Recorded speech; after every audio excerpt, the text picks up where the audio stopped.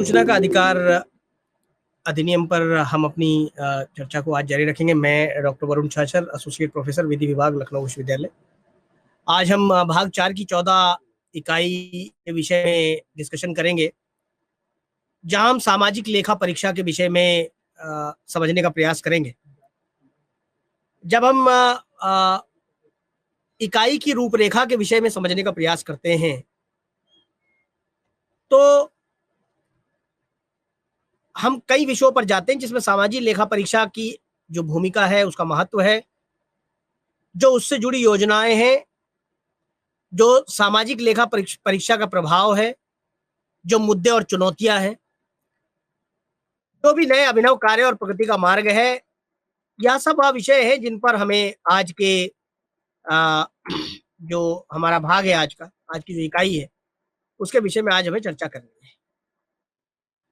इस इकाई का अध्ययन करने से हम ये समझ पाएंगे कि भारत में जो सूचना का अधिकार अधिनियम है, उसमें जो सामाजिक लेखा परीक्षा है, उस उपकरण की क्या व्यवस्था है। और जब हम सामाजिक लेखा परीक्षा की एक बात करते हैं तो एक शक्तिशाली उपकरण के रूप में वह जवाबदेही से जुड़ा एक उपक्रम है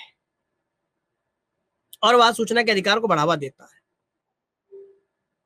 यह सरकारी योजनाओं, कार्यक्रमों में पारदर्शिता और जवाबदेही को भी बढ़ाता है। एक सामाजिक लेखा परीक्षा को एक सशक्त प्रक्रिया के रूप में माना जा सकता है। इसमें उपयोगकर्ता समुदाय निगरानी प्रक्रिया के माध्यम से योजना, कार्यक्रम की उपयोगिता और गुणवत्ता को मान्य ठहराता है। यह वित्तीय लेखा परीक्षा से परे है, जो बिल, वाउचर और खातों की किताबों की जांच करता है। यह एक निरंतर और सतत प्रक्रिया है, जिसमें प्राथमिक हितधारकों की सक्रिय भागीदारी के साथ कार्यक्रम और योजनाओं के क्रियान्वयन के विभिन्न चरणों में कार्यों की मात्रा और गुणवत्ता का सत्यापन किया जाता है। अब हम उस विषय पर आएंगे जो हमारा मेन विषय है, और वह है सामाजिक लेखा परीक्षा और सूचना का अधिकार। जैसा कि सामाजिक लेखा परीक्षा इसलिए कराई जाती जिससे कि गुणवत्ता बढ़ाई जा सके, और सामाजिक लेखा परीक्षा की प्रक्रिया में टीम के सदस्यों को योजना और क्रियान्वयन की निगरानी के लिए विभिन्न सरकारी दस्तावेजों तक पहुंच की आवश्यकता होती है और लाभार्थियों के लिए प्रावधान होता है। इन दस्तावेजों में व्यय के औचित्य और सत्यापन के रिपोर्ट किए गए व्यय के बिल और वाउचर और खरीद के लिए चालान और रसीदें इत्यादि इत्यादि का निरीक्षण किया जाता है। और चूंकि सामाजिक लेखा परीक्षा तथ्य की खोज है जो प्रमाणों और दस्तावेजों पर आधारित है, इसलिए नौकरशाहों के दुर्भाग्यपूर्ण इरादों के कारण दस्तावेजों की अनुपलब्धता के मामलों में वांछित दस्तावेज सूचना के अधिकार के माध्यम से प्राप्त किए जा सकते हैं। इस प्रकार आवश्यक दस्तावेज प्राप्त करने के बाद जो इसकी पुष्टि स्पष्ट समझ के लिए प्रमाण है, वह बहुत महत्वपूर्ण हो जाता है। ऑडिट टीम के सदस्य और लाभार्थी तो भी इससे जुड़े हुए हैं, इस कार्य से जुड़े हुए हैं, वे सब अपने अनुभवों को, अपने दायित्व और प्रतिबद्धताओं को यहां सत्यापित कर सकते हैं। यहां यह भी समझने की आवश्यकता है कि जो भ्रष्ट प्रथाएं हैं, उनके विरुद्ध सामाजिक लेखा परीक्षा एक उपकरण है।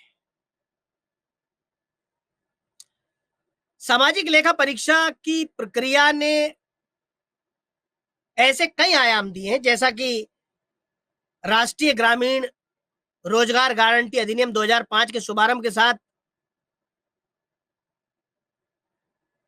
कई ऐसे विषय थे जिन्होंने सामाजिक लेखा परीक्षा के नियमित संचालन के लिए मनरेगा में उन कमियों को उजागर किया, जो कमियां अपने आप में बड़ी महत्वपूर्ण थी। जैसे भारत के राज्य में मनरेगा, प्रधानमंत्री Awas Yojana, mid day meal योजना, एकीकृत बाल विकास सेवा और सामाजिक वितरण प्रणाली जैसे विभिन्न कार्यक्रमों का सामाजिक लेखा जोखा किया है। हालांकि सामाजिक लेखा परीक्षा की प्रकृति और रूप, उन्हें कैसे संचालित किया जा सकता है, लेखा परीक्षा करने के लिए आवश्यक संस्थागत संरचना और उपयुक्त कार्यक्रमों में हितधारकों के सामने आने वाली चुनौतियां, ऐसे कई विषय हैं जो अपने आप में बड़े महत्वपूर्ण हैं। क्योंकि जब हम इन सभी योजनाओं का क्रियान्वयन देखते हैं तो हम ये देखते हैं कि क्या इनका ऑडिट किया जा रहा है, और सूचना का अधिकार एक ऑडिट की प्रक्रिया की तरह ही है। जब आप इनके क्रियान्वयन के विषय में जब आप सूचना मांगते हैं तो वह सामाजिक लेखा परीक्षा के तौर पर काम आती है। सरकारी कार्यक्रम और सेवा वितरण के में भ्रष्टाचार को दूर करने और जवाबदेही को सुदृढ़ करने के लिए सामाजिक लेखा परीक्षा को एक महत्वपूर्ण तंत्र के रूप में स्वीकार किया जाता है। इस भाग में सबसे पहले हम इसके अर्थ, उद्देश्य और भूमिका और महत्व पर ध्यान केंद्रित करते हैं। जब हम सामाजिक लेखा परीक्षा शब्द की कई तरह की व्याख्या करते हैं तो यह भी समझ आता है कि साधारणतः आम बोलचाल में ऑडिट एक अधिकृत निकाय या विभाग द्वारा संस्था के वित्त विषयों को निरीक्षण किया जाना है। यहां यह भी उल्लेखनीय है कि वित्तीय लेखा परीक्षा सामाजिक लेखा परीक्षा से अलग है। सामाजिक लेखा परीक्षा से उपयोगकर्ता समुदाय के कल्याण के दृष्टिकोण से लोक संस्थानों की सामाजिक जवाबदेही की जो जांच है उसे करने की अपेक्षा करता है, जबकि सामाजिक विज्ञान में इसे पारदर्शिता और जवाबदेही को लागू करने के लिए एक शक्तिशाली उपकरण के रूप में मान्यता दी गई। हालांकि समय समय पर कई सामाजिक वैज्ञानिकों ने इसे संगठन के सामाजिक प्रदर्शन के लिए एक व्यवस्थित और व्यापक मूल्यांकन के रूप में परिभाषित किया है, जिसकी व्याख्या नागरिकों के कल्याण को समृद्ध करने के लिए संगठनात्मक प्रयास के रूप में भी एक एक एक व्यवस्था के रूप में इसको देखा जाता है। ये एक सतत प्रक्रिया है जिसमें सरकारी कार्यक्रमों के क्रियान्वयन के विभिन्न चरणों में कार्यों की मात्रा और गुणवत्ता का सत्यापन शामिल है। सामाजिक लेखा परीक्षा की आवश्यकता विभिन्न कारणों से उत्पन्न होती है, विशेष रूप से भ्रष्टाचार को संबोधित करने और संबंधित प्राधिकरण की जवाबदेही को मजबूत करने के लिए समय समय पर यह व्यवस्था की जाती है। यह भी अनुभव किया गया कि सामाजिक लेखा परीक्षा एक उपकरण है जिसके माध्यम से सरकारी विभाग और गैर वित्तीय गतिविधियों की योजना प्रबंधन, उनका मापन करने में बहुत आसानी होती है, उनका प्रभावशाली ढंग से संचालन किया जा सके, इसमें भी यह कारगर साबित होता है।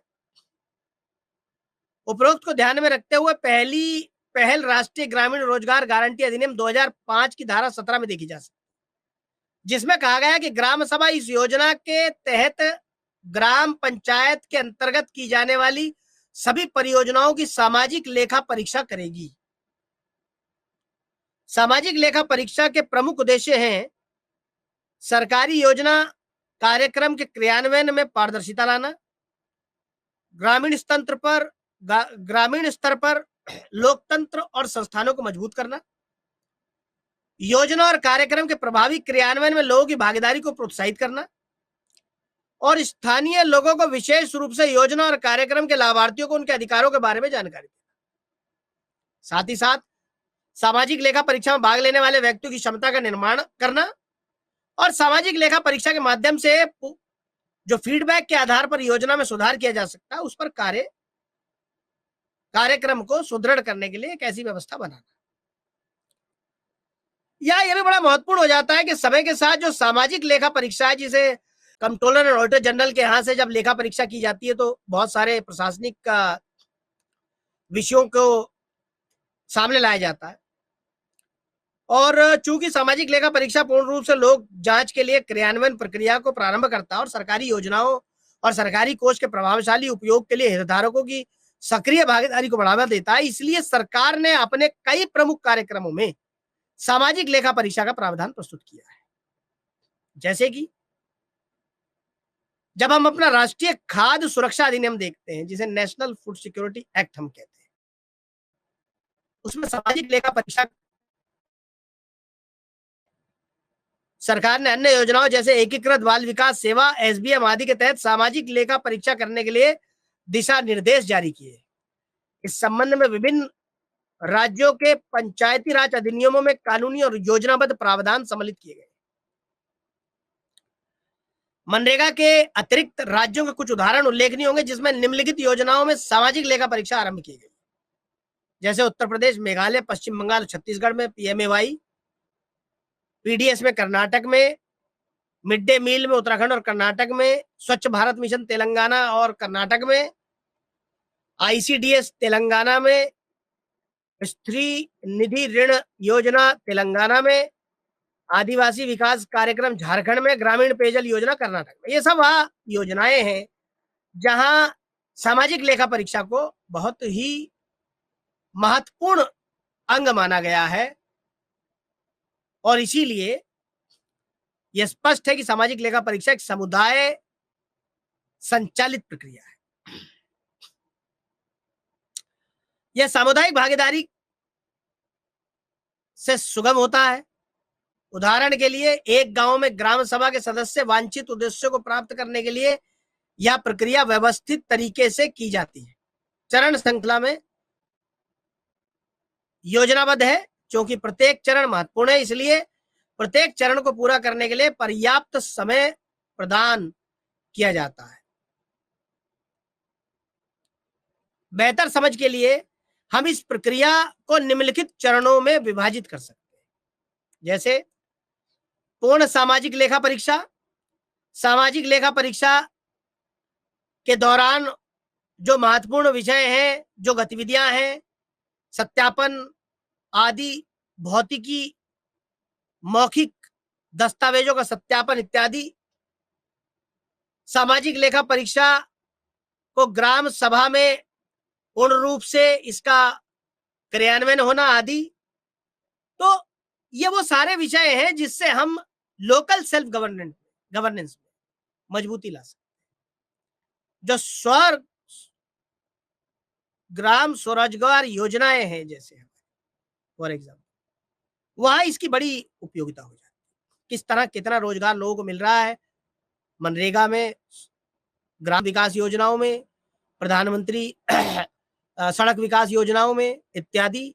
जितनी भी सरकार की लाभकारी योजनाएं हैं, कितने लोगों तक पहुंच रही, कैसे पहुंच रही और उसमें कितना लाभ हो रहा है आम जनसाधारण, उसका उचित रिकॉर्ड प्रबंधन, डेटा संग्रह।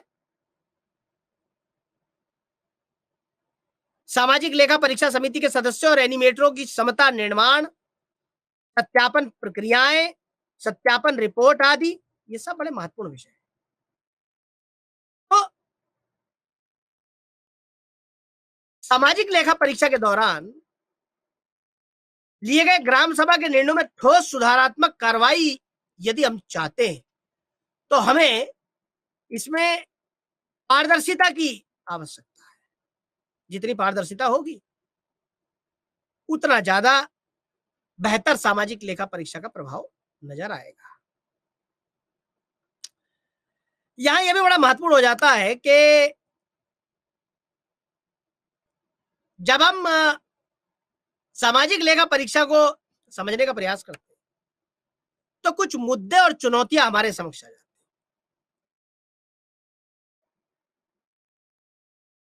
जैसे फॉर एग्जाम्पल यदि हम ले एक उदाहरण के तौर पर महात्मा गांधी राष्ट्रीय ग्रामीण स्वरोजगार योजना, महात्मा गांधी राष्ट्रीय ग्रामीण रोजगार गारंटी योजना, माफ कीजिएगा, जिसका जो लेखा परीक्षा नियम है 2011 का और उसकी जो धारा 6(1) है, उसके अनुसार प्रत्येक सामाजिक लेखा परीक्षा इकाई वर्ष के आरंभ में प्रत्येक ग्राम में एक वार्षिक कैलेंडर तैयार करता है, जिसमें कम से कम 6 महीने में एक सामाजिक लेखा परीक्षा आयोजित किया जाता है। कैलेंडर की एक प्रति सभी जिला योजना समिति को आवश्यक व्यवस्था के लिए भेजी जाती है। यह ध्यान दिया जाना चाहिए कि कैलेंडर में संबंधित राज्य के सभी ग्राम पंचायतों के एक ग्राम सभा और सामाजिक लेखा परीक्षा की जन सुनवाई का क्रम और तिथि निर्धारित होती है। यहाँ यह भी बड़ा महत्वपूर्ण हो जाता है कि सामाजिक लेखा परीक्षा के लिए वार्षिक कैलेंडर जब तैयार किया जाता है तो उसके प्रयासों में कहीं कोई कमी तो नहीं है। कर्नाटक, छत्तीसगढ़, मेघालय, मिजोरम और सिक्किम राज्यों में ग्रामीण पंचायतों के सामाजिक लेखा परीक्षा करने के लिए एक वार्षिक कैलेंडर तैयार किया गया था और शेष 20 राज्यों में उसे तैयार नहीं किया गया था। तो परिणाम स्वरूप जब आधे राज्यों में, आधे से ज्यादा राज्यों में तैयार नहीं किया गया, बाकी के राज्यों में तैयार किया गया, तो परिणाम स्वरूप जो अधिकांश राज्यों में प्रत्येक ग्राम पंचायत में सामाजिक लेखा परीक्षा कराने के लिए वार्षिक कैलेंडर तैयार नहीं किया गया था, तो उन परिस्थितियों में सामाजिक लेखा परीक्षा की जो प्रासंगिकता है उस पर एक प्रश्न चिन्ह लग जाता है। तो इसीलिए सामाजिक लेखा परीक्षा समस्त राज्यों में पूर्णतः लागू हो, ऐसी व्यवस्था बहुत ही महत्वपूर्ण है। इसी के लिए हमें यह भी समझना पड़ेगा कि सामाजिक लेखा परीक्षा के संचालन को सुविधाजनक बनाने के लिए सामाजिक लेखा परीक्षा आयोजित कराने वाली ग्राम सभा की बैठक की निर्धारित तिथि कम से कम 15 दिन पूर्व कार्यक्रम अधिकारी द्वारा सुनिश्चित की जानी चाहिए। हमें यह भी ध्यान देना होगा कि इसमें जो सोशल ऑडिट है उसकी फोटोकॉपी भी साथ में प्रदान की जानी चाहिए। साथ में एक्शन टेकन रिपोर्ट जो है ATR वो भी वहां उपलब्ध कराई जानी चाहिए। यहां यह भी महत्वपूर्ण हो जाता है कि ज्यादा से ज्यादा जो सूचनाएं हैं इस विषय वो आम जनसाधारण तक पहुंचे कि इन्हीं विषयों में कई योजनाएं और उनका क्रियान्वयन कहीं ना कहीं कुछ ना कुछ कमियों के द्वारा जब आम जनसाधारण के लिए बनाई गई योजनाओं के क्रियान्वयन में बाधा उत्पन्न करता है, तो स्पष्ट हो जाता है कि सामाजिक लेखा परीक्षा ही एकमात्र विकल्प है। जैसा कि हम देखते हैं कि कई जगह, कई विषयों में, कई राज्यों में, कई सरकारी संस्थानों में माप पुस्तिका, स्टॉक रजिस्टर, हाजिरी रजिस्टर आदि की उपलब्धता सुनिश्चित करने का प्रावधान तो है, लेकिन ऐसा किया नहीं गया है। सरकार की तरफ से ऐसा आदेश भी है, सरकार की तरफ से ऐसा कानून भी है, लेकिन जो इकाइयां हैं, जो जिला, खंड, ग्राम पंचायत स्तर पर कार्य करने वाली जो एजेंसियां हैं सर, जब उनसे सूचनाएं मांगी जाती है सूचना के अधिकार अधिनियम के तहत, तो उनके पास ऐसा कोई रिकॉर्ड नहीं होता है। तो यह बड़ा मुश्किल हो जाता है कई बार कि क्रियान्वयन कैसे हो रहा है। भाई जब आपके पास स्टॉक रजिस्टर नहीं है, हाजिरी रजिस्टर नहीं है, तो उन परिस्थितियों में यह बड़ा मुश्किल हो जाता है कि जो डिस्ट्रिक्ट प्लानिंग कमेटी है या जो पीठासीन अधिकारी है PO, वो कैसे उन अभिलेखों की मांग की पूर्ति करेंगे जब निचले स्तर पे जो कंसर्न क्लर्क है उनके पास ऐसा कोई जानकारी नहीं है। परिणाम स्वरूप सामाजिक लेखा परीक्षा के लिए पूर्ण व्यय के संबंध में अभिलेख उपलब्ध नहीं होते। यह ध्यान दिया जाना चाहिए कि इस तरह के विकल्प हर सरकारी व्यवस्था में उपलब्ध हो। हमें यह भी देखना पड़ेगा कि जब हम सामाजिक लेखा परीक्षा के विषय में बात कर रहे हैं और इसमें सूचना का अधिकार अधिनियम अपने आप में बड़ा महत्वपूर्ण है, विषय है, तो इसमें एक उदाहरण के तौर पर मनरेगा नियम पर फिर मैं आ रहा हूं। मनरेगा नियम 2011 के तहत नियम की धारा 42C और पैरा 13.3.2 में मजदूरों और ग्राम समुदाय को उनकी पूर्ण भागीदारी सुनिश्चित करने के लिए सामाजिक लेखा परीक्षा आयोजित कराने वाली ग्राम सभा के बारे में सूचित किया जाता है। इस संदर्भ में संसाधन, व्यक्तियों के साथ कार्यक्रम और सारी योजनाएं स्पष्ट रूप से उल्लेखित की जाती है। उल्लेखनीय यह भी है कि कई राज्यों ने इसका बड़ा अच्छे से अनुपालन किया है, लेकिन कई राज्यों ने इसका अनुपालन करने में कई जगह चूक पाई गई है, जिसकी वजह से जब लेखा परीक्षा की सूचना मजदूर और ग्राम समुदाय को दिए जाने के संबंध में दस्तावेजों की जांच की जाती है तो पता चलता है कि पूर्ण रूपेण कहीं ना कहीं कोई कमी रह गई, इसलिए जानकारियां उपलब्ध नहीं हो पाई। जब सूचना के अधिकार के अंतर्गत ये सूचनाएं मांगी गई तो पूर्ण सूचनाएं वहां उपलब्ध नहीं। तो सामाजिक लेखा परीक्षा इकाई और ग्राम सभा की भूमिका अपने आप में बहुत ही महत्वपूर्ण है और इसीलिए इस पर विचार किया जाना हमारे लिए बहुत ही आवश्यक है, क्योंकि सूचना का अधिकार अधिनियम की जो व्यवस्था है, वो व्यवस्था पारदर्शिता पर टिकी हुई है। और यदि पारदर्शिता की कमी नजर आएगी, जैसे मान लीजिए, फिर एक उदाहरण के तौर पर मैं रख रहा हूं, जो जॉब कार्ड धारक है किसी भी योजना के तहत, यदि जॉब कार्ड धारकों की पूरी सूचना कंप्यूटरीकृत कर दी जाए तो उससे बहुत ही बेहतर जो परिणाम है वो हमारे सामने आ सकता है। कई राज्य सरकारों ने इसको किया है, कई राज्य सरकारें इस पर काम कर रही हैं, केंद्र सरकार द्वारा इस पर पूरे नियम बना दिए गए हैं। लेकिन जब कार्य क्षमता की बात आती है और यदि कार्य करने के लिए जब आप पूर्णतः तैयार नहीं, और ये लग रहा है कि और राज्यों में हो चुका है लेकिन आपके राज्य में नहीं हुआ, जब सूचना के अधिकार में जब अधिनियम के तहत जब सूचनाएं मांगी जाती है तो पता लग रहा है कि आपके पास जॉब कार्ड से रिलेटेड सूचनाएं नहीं है, पटल पर आपको रखनी चाहिए लेकिन नहीं है।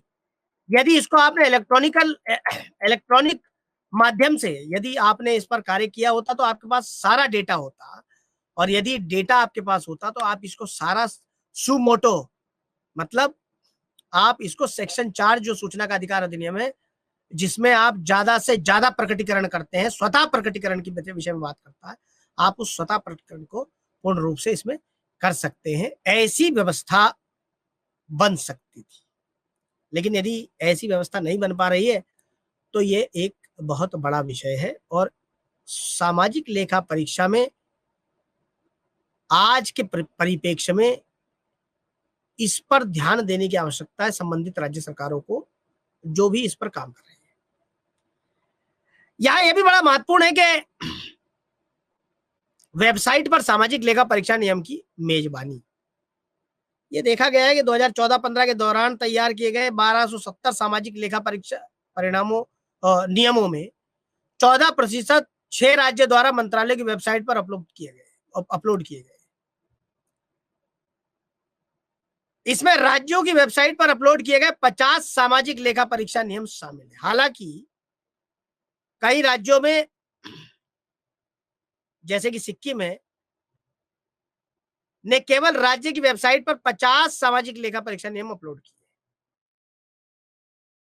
तो यह बड़ा विषय है, इस पर काम करने की आवश्यकता है, क्योंकि जब तक ये सब ये सूचनाएं, ये सरकारी योजनाएं का स्वतः प्रकटीकरण नहीं होगा अपनी वेबसाइट पर, तब तक बहुत मुश्किल होगा कि हम किसी भी तरह से अपने तंत्र को मजबूत कर पाए। उसकी उचित रिपोर्टिंग प्रभावशाली रूप से सुनिश्चित करना और सामाजिक लेखा को मजबूत करना अपने आप में एक बड़ा महत्वपूर्ण प्रक्रिया है, और इसीलिए इस प्रक्रिया को हम जितना मजबूत कर ले उतना बेहतर है। क्योंकि देखिए, प्रभावशाली रूप से किसी भी विषय पर काम करना अपने आप में एक बड़ा विषय है, और जब हम सामाजिक लेखा परीक्षा में क्रियान्वयन एजेंसियों की उदासीन व्यवहार को देखते हैं तो हमको लगता है कि सामाजिक लेखा परीक्षा को स्थगित करने के लिए अनुरोध और समय पर दस्तावेज की अनुपलब्धता, ग्राम सभा की बैठकों में स्वतंत्र पर्यवेक्षकों को ना भेजना और कार्रवाई में सामाजिक लेखा परीक्षा के विफल निष्कर्ष एजेंसी की ओर से उदासीनता को दर्शाते हैं। तो सामाजिक लेखा परीक्षा आयोजित करने में बहुत चुनौतियां आती हैं। प्रशासकों से असहयोग, ये भी देखा गया है कि कुछ राज्यों में ग्रामीण विकास अधिकारी, सहकारी संस्थाओं में कई कई ऐसे उपकरण हैं जो कार्य कर रहे हैं, लेकिन अधिकारियों से योजनाओं को लागू कराने वाली जो व्यवस्था है उसमें सामाजिक लेखा परीक्षा प्रक्रिया के दौरान जो एक तरह का असहयोग है जो दिखाई देता, वह टीम के सदस्यों को हतोत्साहित करता है। यह भी देखने वाली बात है कि सामाजिक लेखा परीक्षा के लिए अपर्याप्त कर्मचारी हैं। चूंकि सभी राज्यों ने स्वतंत्र समाज की स्थापना ठीक से नहीं की है, इसलिए सामाजिक लेखा परीक्षा इकाइयों के लिए कर्मचारियों की भर्ती करना कुछ राज्यों में एक चुनौती है।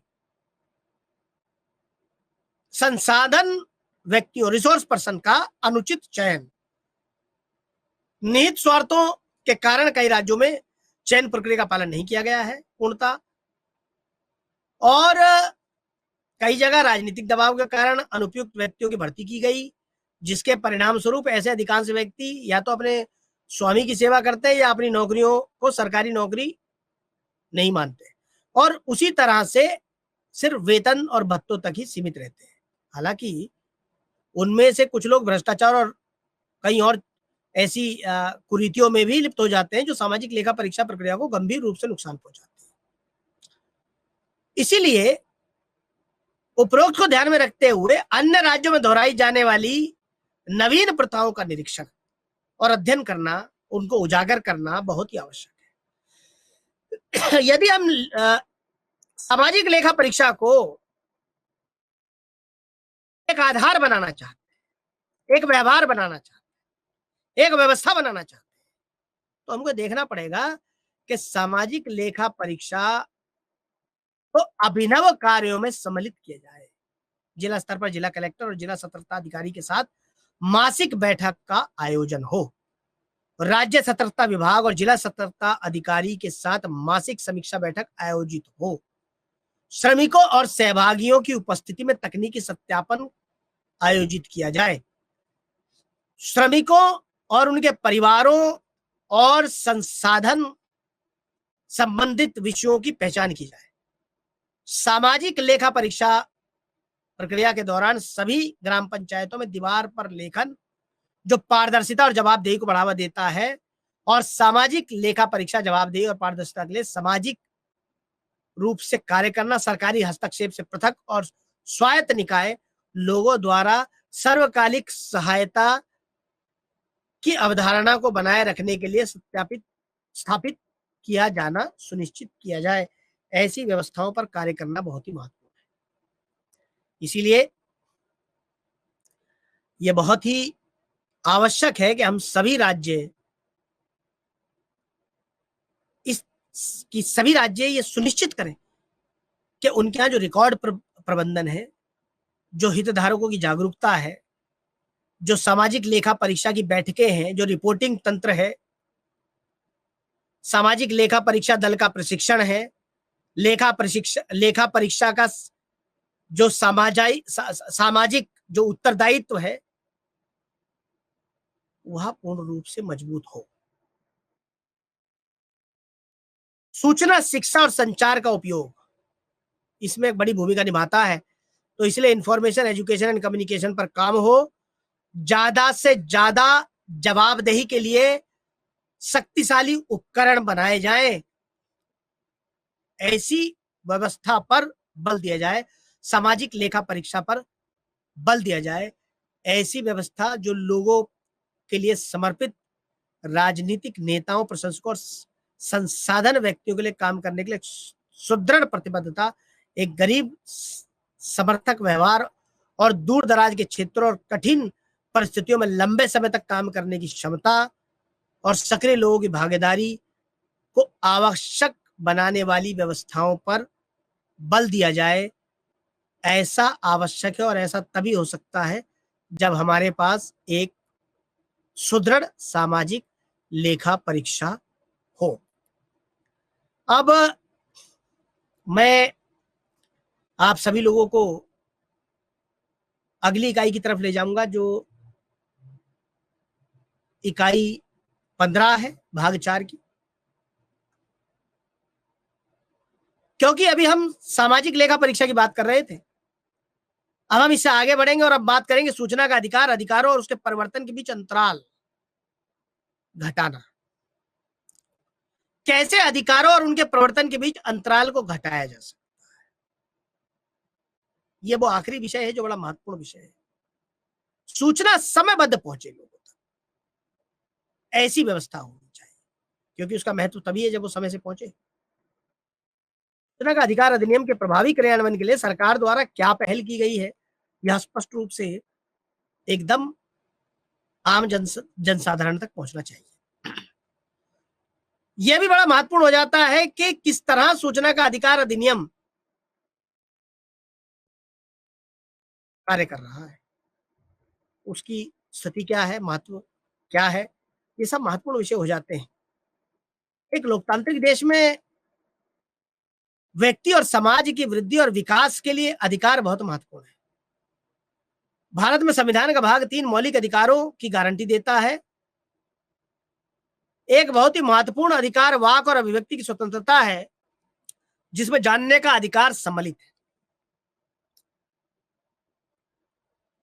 जहां एक समाज ने लोकतंत्र को अपने पथ विश्वास के रूप में स्वीकार किया है और चुना है, यह प्राथमिक है कि नागरिकों को यह जानना चाहिए कि उनकी सरकार क्या कर रही है। सूचना के अधिकार के लिए आंदोलन जन सूचना का अधिकार अधिनियम को सर्वोच्च न्यायालय के कई निर्णयों द्वारा जमीनी स्तर पर नागरिक समाज संगठनों के संघर्ष और सूचना के अधिकार की प्रभावी गारंटी के लिए प्रेरणा मिली है। हमें यह भी समझना पड़ेगा कि जब सूचना का अधिकार आया तो उसके लिए एक लंबी लड़ाई आम जनसाधारण ने लड़ी है, और जब सूचना का अधिकार अधिनियम 2005 आया तो आम जनसाधारण से जुड़ी व्यवस्थाएं जैसे सरकारी लेन देन, अभिलेख, रिकॉर्ड, लोक नीतियां और कार्यक्रम के बारे में लोगों को जागरूक करने के लिए सूचना का अधिकार अधिनियम एक शक्तिशाली माध्यम के रूप में उभरा है। हम सभी जानते हैं कि सूचना का अधिकार किसी भी कानूनी प्रणाली में सुशासन की एक बुनियादी आवश्यकता है।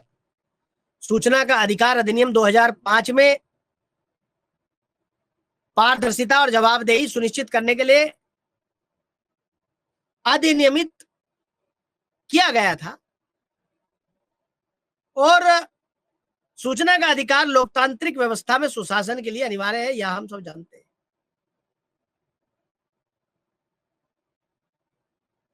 एक फेमस फिलोसोफर है थॉमस एमर्सन, उनका कहना है कि समाज कुछ मूल्यों की रक्षा के लिए सूचना और अभिव्यक्ति स्वतंत्रता का उपयोग करता है, जिसे 4 व्यापक श्रेणियों में बांटा जा सकता है। इनमें से प्रथम व्यक्तिगत आत्मपूर्ति का आश्वासन दे रहा है, मूल्यों का द्वितीय संग्रह सत्य को प्राप्त करने के साधनों पर केंद्रित है, तृतीय सामाजिक और राजनीतिक निर्णय लेने में समाज के निर्णयों की भागीदारी सुनिश्चित करने के लिए एक विधि को संबोधित करता है, और मूल्य की चतुर्थ श्रेणी समाज में स्थिरता और परिवर्तन के लिए संतुलित बनाए रखने का प्रयास करती है।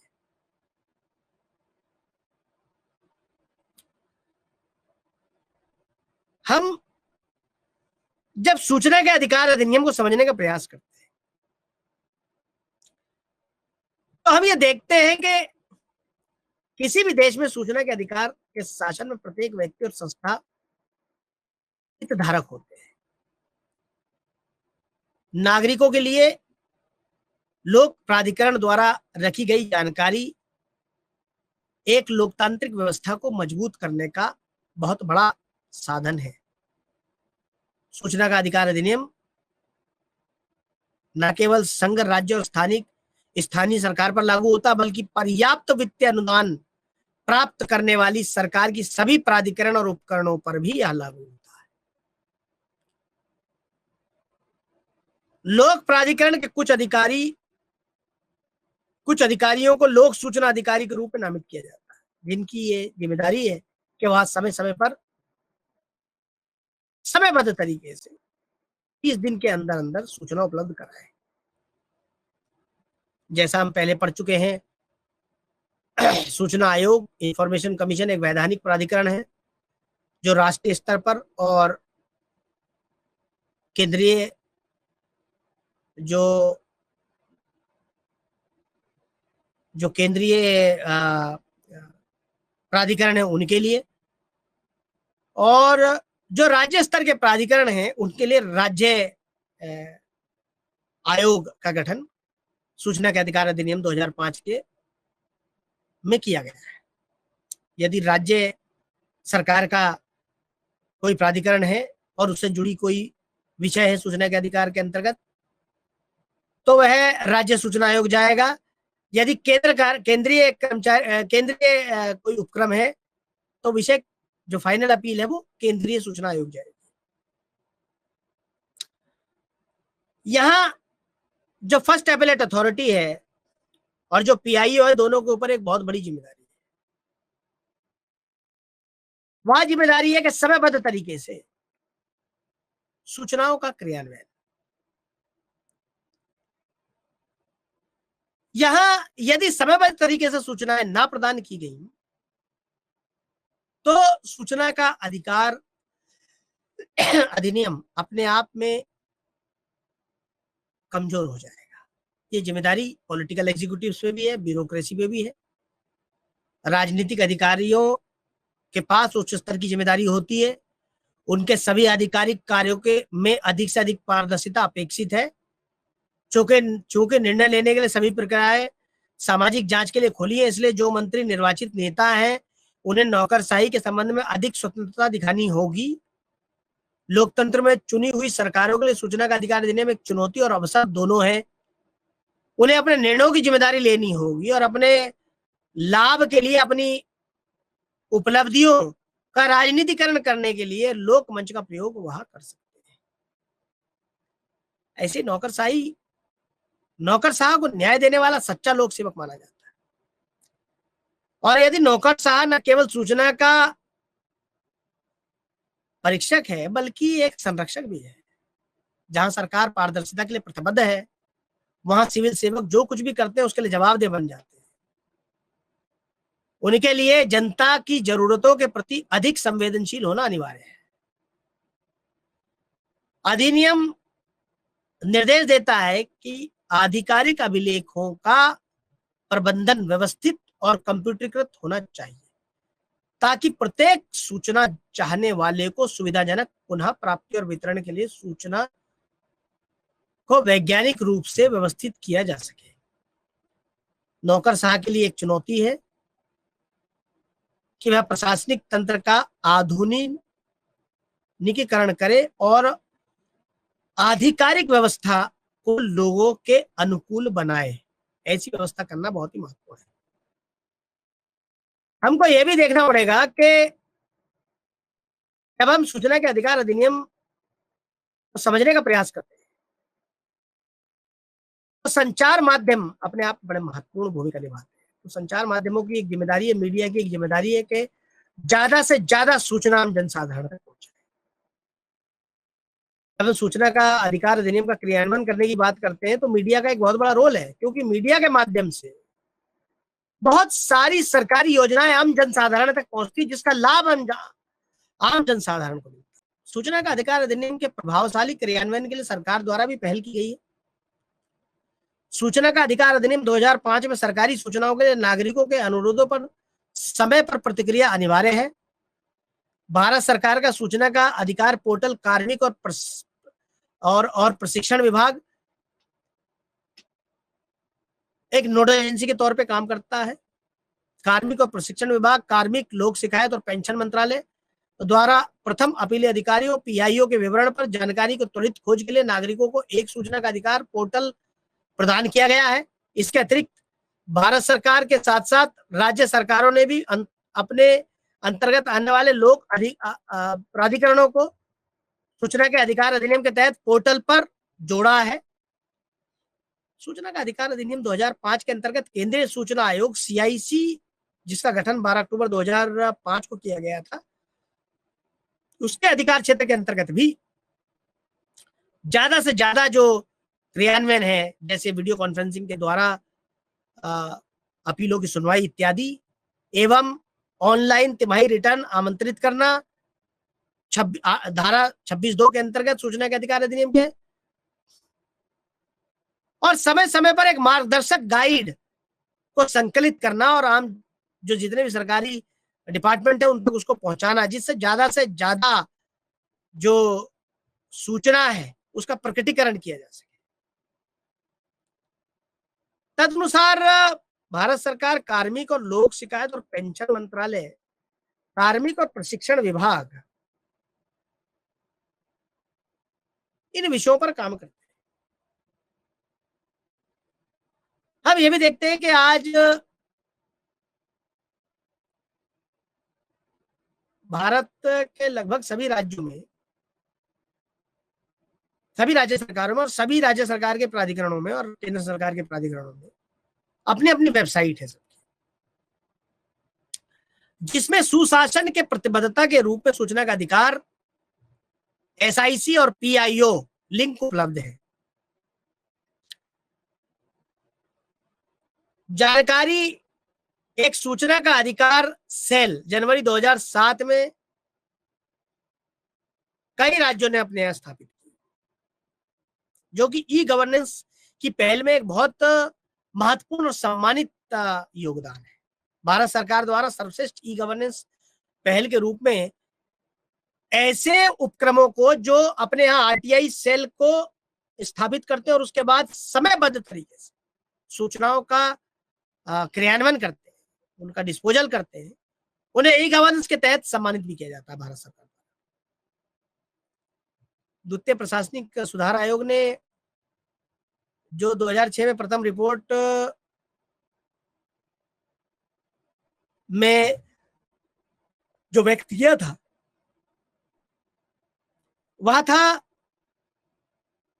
वह यह था कि सूचना का अधिकार अधिनियम 2005 हमारी शासन संस्कृति में एक मौलिक परिवर्तन संकेत देता है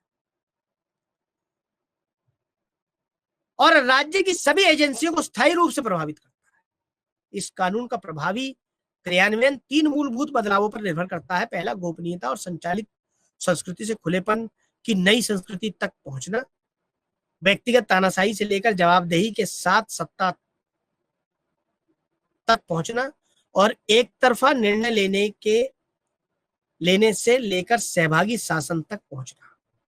स्पष्टतः एक अकेला कानून सब कुछ नहीं बदल सकता, लेकिन एक स्पष्ट कानून एक महत्वपूर्ण आरंभ है। हमें यह भी देखना और समझना पड़ेगा कि जितनी गोपनीयता को हम कम करेंगे, जितना ज्यादा प्रकटीकरण करेंगे, सूचना का अधिकार अधिनियम उतना ही प्रभावी बनेगा। तो सूचना का अधिकार अधिनियम को प्रभावी बनाने के लिए सामाजिक संगठनों की भी भूमिका है।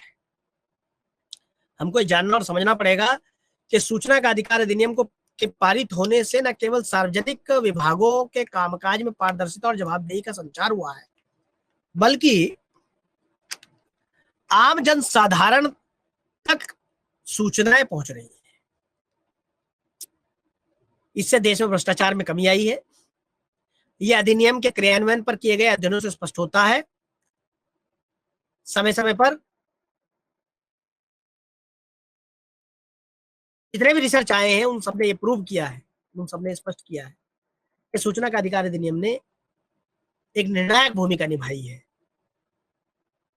जन जन तक सूचना पहुंचाने में, सूचना के प्रकटीकरण में और एक पारदर्शी शासन में, सुशासन में। यहां यह भी समझना महत्वपूर्ण है कि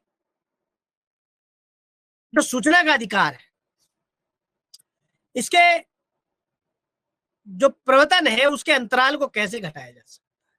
जब सूचना का अधिकार अधिनियम 2005 लागू किया गया था, तब लोगों में बहुत उत्साह था कि अब वे सरकार के कामकाज और उसके तंत्र पर प्रश्न उठा सकेंगे। लेकिन यह धारणा कि केवल यह अधिनियम भ्रष्टाचार से लड़ने का समाधान हो सकता है, भारतीय नौकरशाही की उदासीनता को धीरे धीरे इसने इसको अविश्वास में बदल दिया है।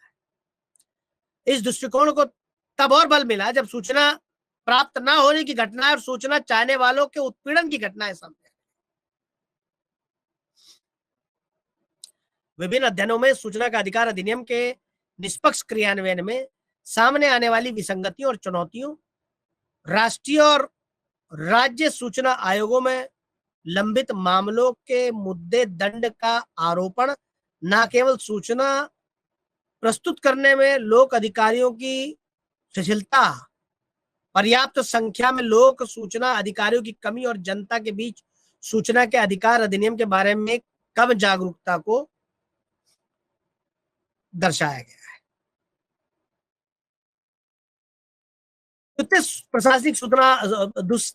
प्रशासनिक सुधार आयोग 2006 द्वारा किए गए मामला अध्ययन के स्टडी में के आधार पर एक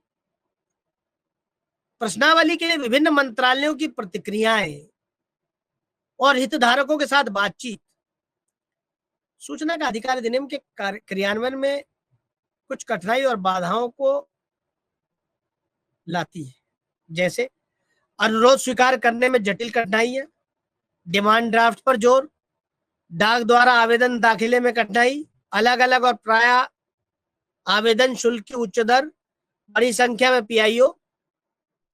द्वितीय प्रशासनिक सुधार आयोग की प्रथम रिपोर्ट में भी सूचना का अधिकार अधिनियम को मजबूत करने और इसके प्रभावशाली क्रियान्वयन की दिशा में विभिन्न सिफारिशों को आगे लाने के लिए सैद्धांतिक रूप से एक सहमति बनाने पर बल दिया गया है। हाल ही में सूचना का अधिकार अधिनियम 2019 1 अगस्त 2019 को लागू हुआ और इसके आने के बाद हमने देखा कि सूचना का अधिकार अधिनियम का क्रियान्वयन और आगे बढ़ा है, जिससे कि जो सूचना आयुक्त हैं उनके जो कार्यकाल और वेतन और शर्तों से और जो उनके नियुक्ति से निर्धारित शर्तें हैं उसमें सुधार किया गया है भारत सरकार द्वारा। तो उस पर भी एक व्यवस्था एक मजबूत बल देती है। सूचना का अधिकार प्रकोष्ठों में अभिलेखों की निगरानी और एक पर्याप्त और कुशल मशीनरी, जैसा कई बार मैंने अपने डिस्कशन में आपके समक्ष कहा है कि जितना ज्यादा हम स्वतः प्रकटीकरण करेंगे धारा 4 के अंतर्गत, उतना ज्यादा सशक्त मजबूत प्रशासन शासन हम बनाएंगे। केंद्र और राज्य स्तरों पर सहायक लोक सूचना अधिकारी की नियुक्ति को लेकर कई बार बहुत असमंजस होता है और इसीलिए इस असमंजस को हटाते हुए हमको ये ध्यान रखना है कि ज्यादा से ज्यादा सूचना आम जन साधारण तक पहुंचे, ऐसी व्यवस्था पर हम बल दें। यद्यपि सूचना का अधिकार अधिनियम की धारा 5 लोक सूचना अधिकारियों को नामित करने के लिए लोक प्राधिकरण को दायित्व देता है, लेकिन अधिनियम ने पीआईओ को नामित करने के लिए कोई मानदंड या योग्यता निर्धारित नहीं की, जिसके परिणाम स्वरूप संपूर्ण देश में कई ऐसे सार्वजनिक कार्यालय जहां लिपिक संवर्ग के कर्मचारियों को पीआईओ के रूप में नामित किया गया है, जो उचित प्रशिक्षण के अभाव में अपनी नौकरी का औचित्य सिद्ध करने में सक्षम नहीं। यह नामित पीआईओ अपने कर्तव्य के हिस्से के रूप में आवेदन स्वीकार नहीं करते हैं और न ही निर्धारित समय के भीतर सूचना प्रदान करने के लिए कष्ट उठाते हैं, बल्कि वे समाज के सामाजिक, आर्थिक या राजनीतिक रूप से वंचित वर्गों से आने वाले सूचना चाहने वालों को हतोत्साहित करते हैं। इसके अतिरिक्त अधिनियम को लागू करने के लिए केंद्रीय और राज्य एजेंसियों को जनशक्ति सहित कोई अतिरिक्त संसाधन उपलब्ध नहीं कराए। पीआईओ की दक्षता बढ़ाने के लिए सरकारी क्षेत्र या गैर सरकारी संगठनों में काम करने वाले लोगों को एक व्यवस्थित प्रशिक्षण प्रदान किया जाना बहुत ही आवश्यक है। ऐसा सुनिश्चित किया जाए, यह बहुत महत्वपूर्ण है और इसीलिए राज्य सूचना आयोग को सुदृढ़ बनाना और उनकी अपीलीय अधिकारियों को स्वतंत्रता प्रदान करना दोनों बड़े विषय हैं और इन पर कार्य करना बहुत ही जरूरी है। और इसीलिए राज्य सरकार पर निर्णय निर्माण और आरटीआई संस्कृति को बढ़ावा देने के लिए एक कुशल तंत्र को तैयार करने की एक बहुत बड़ी जिम्मेदारी है। अधिकांश राज्य सूचना आयोग कार्यालय न्यूनतम कर्मचारी और राज्य सूचना अधिकारी के साथ कार्य करते हैं। कई राज्यों में या तो आयोग कई जगह खाली पड़े हैं या रिक्तियां हैं, और रिक्तियों की संख्या अधिकतम हो गई है, भरी नहीं गई है जो रिक्तियां हैं, तो यह आवेदन के शीघ्र निपटान पर प्रतिकूल प्रभाव डालता है। और इसीलिए राज्य सूचना आयोग को अपने कामकाज के लिए धन के लिए पूर्ण रूप से राज्यों पर निर्भर रहना होता है। हालांकि यह भी बड़ा महत्वपूर्ण है कि जब हम रिक्तियों में कमी देखते हैं तो हम ये भी समझ जाते हैं कि जितने कम कर्मचारी होंगे उतना ज्यादा सूचना का क्रियान्वयन हम कम कर पाएंगे। तो इसीलिए ये बहुत महत्वपूर्ण है कि जितने भी राज्य सूचना आयोग है उनमें जो भी रिक्तियां हैं उनको पूर्णतः भरा जाए, जो भी आवश्यकता है आवेदन दाखिले की उन औपचारिकताओं को पूरा किया जाए, जितने भी कर्मचारियों की आवश्यकता है उसको पूरा किया जाए और ज्यादा से ज्यादा सूचनाओं का निस्तारण किया जाए। या तभी संभव है जब हम राज्य सूचना आयोगों को, सभी राज्य सूचना आयोगों को पूर्णतः रिक्तियां दे पाएंगे। इसीलिए मेरा ये मानना है कि जितने भी छूटे जो खंड है सूचना के आयोग के अंतर्गत, जैसे सुरक्षा, विदेश नीति, रक्षा, कानून प्रवर्तन और सार्वजनिक सुरक्षा से संबंधित जानकारी तक पहुंचाने वाले और विषय, ये सब धीरे धीरे जब सूचना के अधिकार के नियमों का पालन करेंगे तो आम जनसाधारण तक ज्यादा से ज्यादा सूचनाएं पहुंचेंगी। एक कुशल विश्वास आम जनसाधारण तक पहुंचेगा, गोपनीयता पर आक्रमण होगा और हम एक ऐसे सुशासन की तरफ पहुंचेंगे जहां हर सूचना सुलभ रूप से हर व्यक्ति तक पहुंच पाएगी। और इसीलिए सूचना का अधिकार आया था। तो यहाँ ये बड़ा महत्वपूर्ण हो जाता है समझना कि यदि हमें सूचना का अधिकार अधिनियम को मजबूत करना है, यदि प्रभावशाली रूप से उसका क्रियान्वयन करना है, तो उन सरकारी कर्मचारियों के कामकाज में पारदर्शिता और जवाबदेही को बढ़ावा देना होगा जो अधिक प्रभावी और निष्पक्ष रूप से कार्य करते हैं। इसके अतिरिक्त ये नागरिकों को जितनी जानकारी हम पहुंचा सकें और सुशासन में इसको सुनिश्चित कर सकें, ऐसी व्यवस्था लागू करना हर भारतीय का उद्देश्य होना चाहिए। इन्हीं शब्दों के साथ मैं अपनी वाणी को विराम दे रहा हूं। धन्यवाद।